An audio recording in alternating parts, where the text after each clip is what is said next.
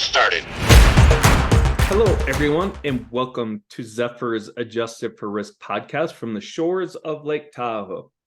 So, as you know, most of our podcast episodes center around investments, financial markets, economics, and trends within the wealth management space. Well, today's episode is going to be a little bit different than the previous episodes, but will be surely just as interesting and entertaining as all the others. And because of that, I am very excited for today's episode, maybe more excited for this one than previous episodes, as it is a very fascinating subject and one that really, honestly, I know very little about. So I'm going to be learning a lot, and I hope you will too. But first, today's episode is sponsored by the award-winning Zephyr, which helps advisors, wealth managers, financial analysts, and investment professionals make more informed investment decisions. So I'm going to stop talking. I want to go on to the start of the show, give us as much time as possible for our guests to talk about this subject. So I'd like to welcome Judi Galst to the show.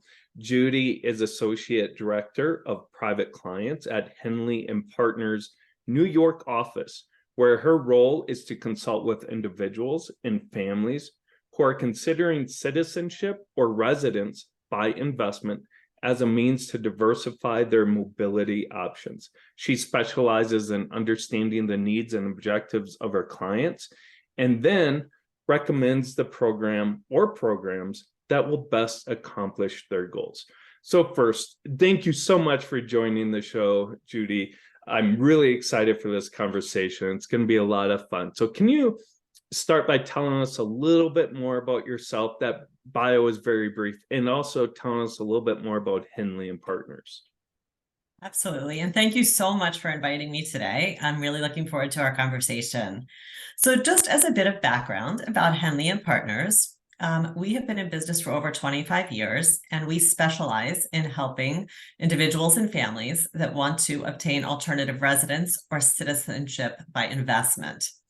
A lot of people don't know what that means, especially people in the United States, because it's become of much greater interest in the last couple of years for people here in developed markets.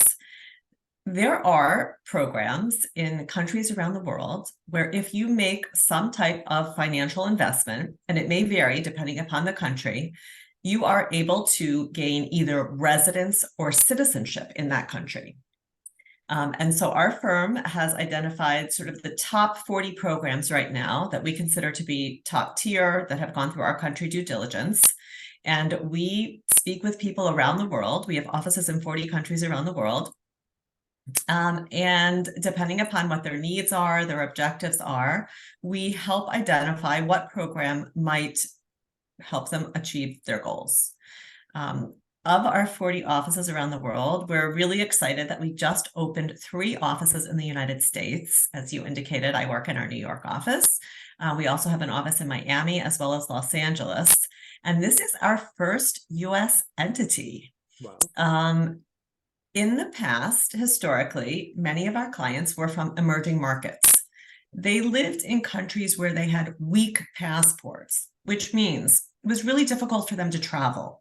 They always had to get a visa in order to travel. So it was natural for them to get, say, a Caribbean passport if their country allowed dual citizenship.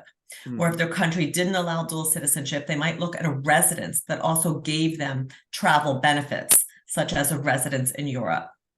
Or they lived in countries that had an autocratic government, and they felt concerned, maybe not about their generation, but about future generations. And they wanted to make sure that they were protecting their family's legacies.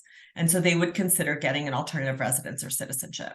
And it didn't really speak to people in the United States until about 2 or 3 years ago. And then 2 things happened. One, the pandemic. And all of us that had this US passport that allowed us to travel to like 186 countries without getting a visa whenever we wanted, all of a sudden we couldn't travel. Our passport was blocked. There were people that had vacation homes. They were able to work remotely. They couldn't go to them because they were out of the country. Or they had a private plane and they couldn't land it anywhere. And people started thinking about the fact that there really was some risk to just having a US passport. Concurrent with that, we've started to see a more unsettled political environment in our country. And that has been another pretty significant driving factor for people to just want to have an option if they wanted to leave the country for some period of time. To be honest, very few of our clients leave the country permanently. It's very rare that we have someone say they want to renounce. And most of our clients actually don't usually exceed 6 months in another country, because you can then become a tax resident. The vast majority of them want to just have guaranteed mobility options in case they want to take advantage of them. So as you indicated, my role is, to talk to people and sort of feel what are their motivating factors, and then make recommendations. And if they decide that they want to pursue a program, then we provide a full A to Z solution to help them with the process. In addition, we also have a government advisory line of business. So we actually work with countries around the world designing alternative residence and citizenship programs for them, or revising existing programs they may have in place. We have to date assisted in the development of 15 different programs around the world that have raised over $10 billion in foreign investment. And for many of these countries, this money is really critical to their survival. They use it to pay down debts. They use it to improve infrastructure. Certainly during the pandemic, for countries that were driven by tourism and tourism was not happening, these programs really are what kept them afloat.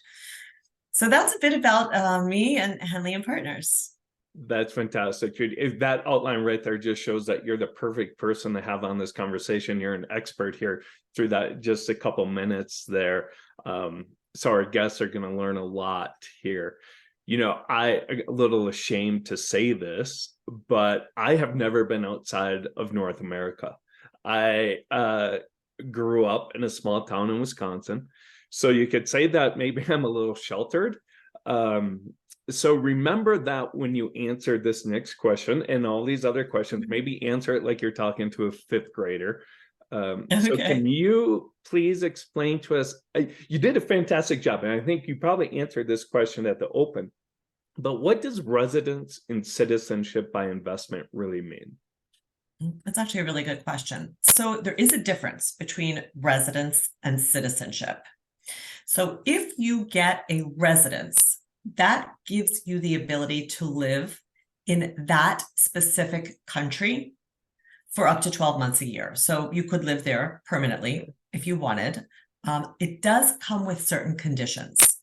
So usually there is an investment component that you must maintain, although in some cases you can maintain it for a certain period of time and then continue on with permanent residency.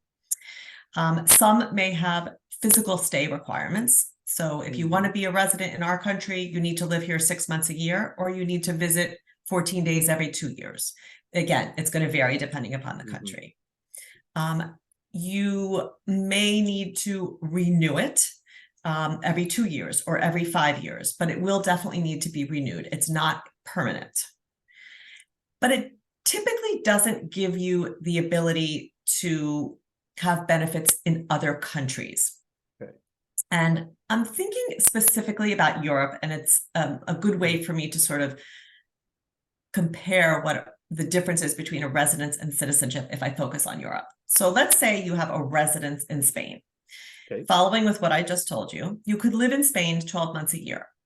As long as you maintain an investment, Spain requires that you either invest 500,000 euros in real estate or you invest $1 million in Spain financial markets. As long as you maintain the investment, okay, you can live in Spain up to 12 months a year. But that doesn't give you the ability to live anywhere else in Europe. You're still going to be limited to what the US passport allows you, provided that you're a US passport holder. And that's 90 days out of 180 days throughout the rest of the Schengen region. Now, one caveat is a residence in Europe can give someone with a weak passport access to the Schengen region without having to get a visa. Okay. So we often hear from people, say from India or China or Indonesia, a country where they are not able to enter the Schengen region without getting a visa, they'll go ahead and get a residence in Europe, because that will grant them the ability to get 90 days out of 180 days in the Schengen region. So it's a really good strategy for someone that has a weak passport, especially if they come from a country that doesn't allow them to have dual citizenship, because that means they can't have another passport and they'd have to pursue benefits via a residence. So citizenship is a lifelong right. You don't have to renew it. Once you get citizenship in a country, it is yours. Unlike a residence, as I said, you have to renew. If you pursue citizenship by investment, once the citizenship is granted, you can liquidate that investment if it is one that could be sold. Some citizenship programs require a non-refundable contribution, in which case you make the contribution, you get the citizenship, there's nothing to liquidate. But in Europe, if you get citizenship in a country that is part of the European Union, you have the benefit that you could then live, work, study, open international businesses in any country in the European Union. And we do see a lot of interest from people in getting to that point of the EU citizenship, not just getting a residence, because they want the flexibility of being able to potentially live in other parts of Europe. Got it. That's great. A lot of good information there about the difference between residence and citizenship. I learned a lot there. So, as you mentioned at the open, you've just opened 3 new offices in the US. So there obviously must be some significant interest in what you do within, domestic or Americans that live here in America. And so what kind of demand are you seeing? We have seen an unbelievable surge of interest from developed areas such as the United States. It really started in 2020. Inquiries coming out of the United States increased by 227% to Henley Partners. And in 2021, it increased another 27%. And in 2022, the US became our top market in terms of inquiries. So although I described, yes, we've been in business 25 years, and historically our business came from emerging markets, it's really changed, and the interest is really coming from developed nations now. People that just want to revisit their priorities, they want to ensure that their legacies, their lifestyles, their wealth are protected and future-proofed. They view this as a strategy, much like an insurance policy. And we have clients that are getting a plan B and a plan C, some getting a plan D. Many of them are getting a portfolio of options because they just want to make sure that they have alternatives if needed. Interesting. I'm still working on plan A, so I'm not sure when I'll ever get to plan D. But so the demand is obvious for obvious reasons. But why? Why are you seeing such high demand from U.S. citizens? Or more broadly, why do people look for residence and citizenship by investment programs, whether you're an American citizen or, European citizen? So again, the motivators can be different for people with weak passports. I'm not going to focus too much on them, but there are a lot of people that are, foreign nationals living in the United States. So it's possible people watching the podcast today do have clients that have weak passports. Maybe they're in the US with a green card and have trouble traveling. So I would say certainly mobility options in general is a huge motivator. For people with a weak passport, it's, obvious they want to be able to travel without getting a visa.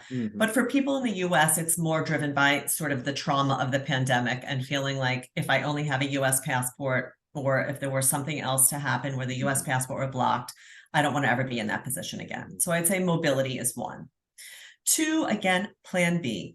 People just feeling unsettled with what's going on in the country, and they want to feel that if they wanted to leave for some period of time, there's not going to be any restriction on them. They're going to have the ability to go somewhere, preferably somewhere that's going to give them a comparable lifestyle to what they have here. And so they're pursuing alternative residence, or maybe even Australia, New Zealand, other countries that have similar lifestyle to what they're used to. Some people view it as a way of protecting generational wealth. Citizenship will pass down to future generations. They want to feel like their legacies are protected, and that their children and their children's children will have opportunities to study globally, to have global cultural opportunities. Perhaps they own businesses. They want to be able to expand internationally, which becomes much easier if you have a residence or a citizenship in terms of the ease of opening bank accounts and establishing international business connections. And I would say another major motivator is it can actually just be an added bonus to people that want to diversify their investment portfolio. So maybe you have a client that invests in real estate and they have one or two homes in the United States and they feel like, the dollar is strong. I'd like to try and buy some real estate in Europe. We often will get calls.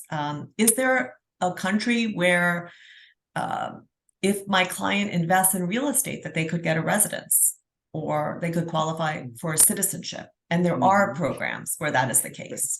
There are programs where if you make investment in financial markets in a specific country, you can qualify for a residence or citizenship.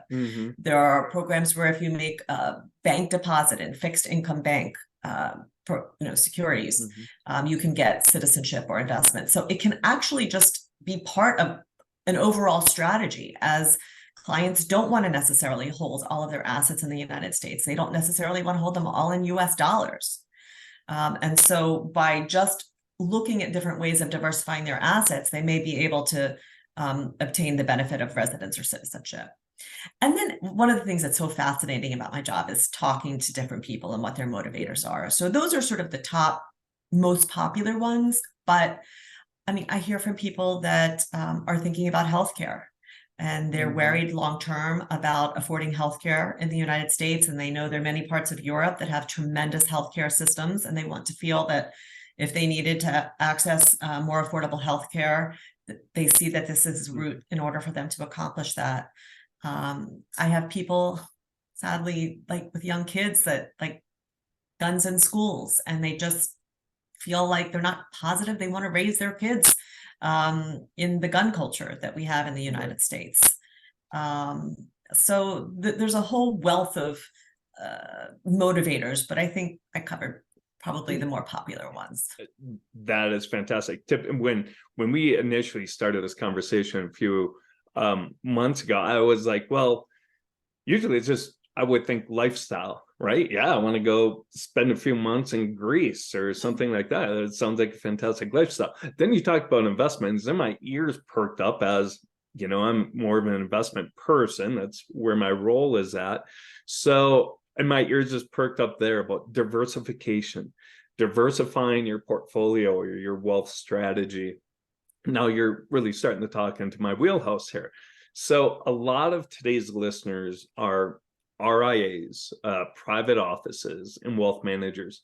What are some typical scenarios where you have worked with these kinds of intermediaries to provide advisory service? Right. And actually, I'm just going to add one more motivator based on what you just said. A lot of wealth managers are planning for retirement with their clients, and they're asking them, like, what is your vision of your retirement?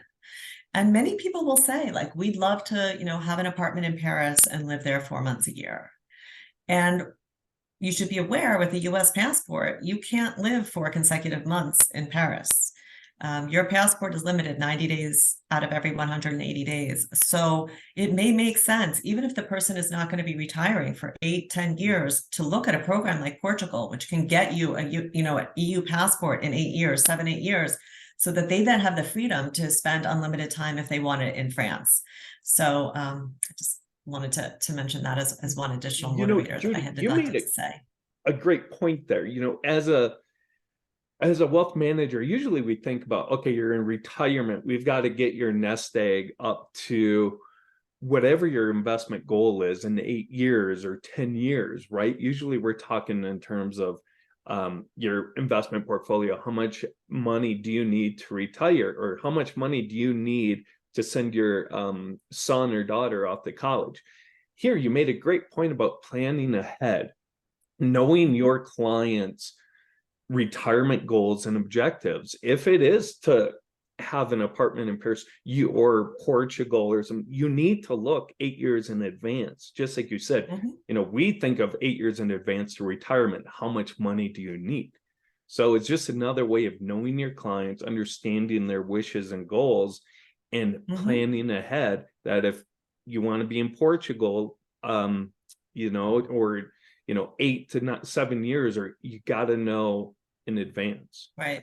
These programs can take a while. You also mentioned another motivator, and that's education, because education is quite expensive in the United States.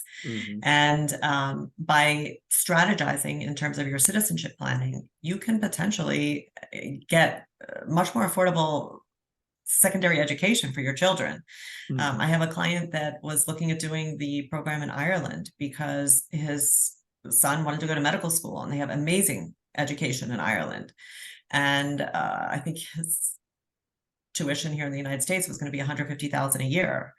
And so the first 3 years in Ireland, it was going to be $75,000, which was the out of country cost. But after 3 years, he would qualify for Irish tuition of $3,000 a year. Wow. So that can make a big difference in someone's starting their life, not to be burdened with potentially a lot of debt for education. So that also is a motivating factor. But anyway, back to how I work with different intermediaries, because that's actually a big part of what I do. I do talk to a lot of clients, but I also work really closely with wealth managers, private offices, attorneys, and trust and estate departments, entertainment departments, actually as an extension of the advisory services that they provide. Traditional financial planning includes tax, trust, asset management, lending advice. We're seeing that citizenship planning is just as important to these clients. And it's not something that most people in wealth management know much about. So we really help add value to the benefits that you bring to your clients by giving you the expertise and experience in an area that they really want to learn about. And they really do want to learn about it. I think I shared with you, I was talking with a private office not long ago that does quarterly webinars for their clients, and they have 110 clients, and they're actually very wealthy clients. Not all of our clients are ultra wealthy. We can talk about that too. But of their 110 clients, 50 of them came to the webinar that I presented on alternative residence and citizenship. So this is not a trend. This is something that really is of interest to people, given this day and age. I also want to stress that we don't manage assets, so we're not competing with services that wealth managers are providing to their clients. We're really just enhancing the value of the relationship. And furthermore, I would say that many of the programs have a pretty low financial investment. So it's not like by encouraging your client or supporting your client's desire to learn more about this, you're going to end up depleting their portfolio dramatically. Interesting. I think it's fascinating. We often talk about here at Zephyr about enhancing the client experience, right? However that is, through technology or through the services you offer as a financial planner. You partnering with a wealth manager or financial or RIA, you are enhancing the client experience by providing them with more resources, more education to achieve their goals. So. Right. So I present to a lot of client-facing teams at wealth management firms, private offices. I speak at a lot of private client events. If they want to, or panel discussions that they're having, if they're doing any kind of larger event and they have breakout sessions, people love to come and learn more about investment migration. I consult privately with clients. We do not charge fees for our consultation, just to let you know. Okay. Our company's philosophy is that we will only charge a fee when we can be of legitimate service. So there's really no risk in, making an introduction or having a joint call or inviting us to speak on a quarterly, call that you may do with your clients, because it's not going to be costly to them unless they decide to proceed. And then it's still not even going to be that costly. Finally, I would say that we publish a lot of data as well. Okay. This year, we produced our first USA Wealth Report. We have a Centimillionaire report. We do a Passport Index, which comes out quarterly. Many different research projects are done within Henley And you can actually visit our website and get digital copies of them, but that can also be something that is very valuable to different intermediaries that like to work with us. You talked about your research report. I believe wealthmanagement.com. I just read it a few weeks ago. It did an article that referenced your research report and a lot of your thought leaders within Henley and Partners. And I thought it was just a fascinating report and very timely with our conversation also. So obviously there's wealth managers, they focus on achieving a set of investment or financial goals for clients. So how can these programs fit into a wealth management or investment strategy for their clients? As I mentioned earlier, I think, again, for people that want to diversify their assets, and, may not want to hold everything in the United States or in US dollars, this can come into play. If you're asking specifically whether they're like tax advantages to pursuing it, the short answer is no. The US taxes on worldwide wealth.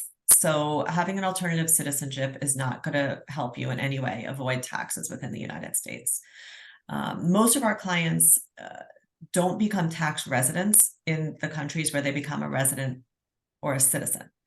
If you are not a tax resident, you have no tax liabilities by pursuing the program. So I think that's something important for people to understand, unless, of course, you generate income within that country. So, for example, some of the programs do qualify with the purchase of real estate. If you were to use that real estate as an investment property, you would generate income and you would have to pay tax on that income within the country.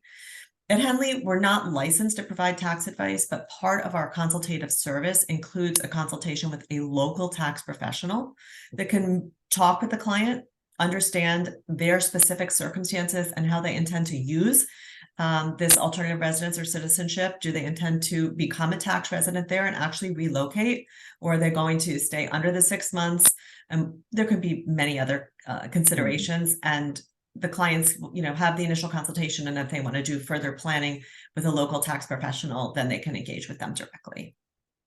Fantastic. You've covered on so many different things, and it's like when you think about maybe becoming a resident or citizenship of another country, it's amazing how many different factors one has to consider, right? It's not just an easy let's do it.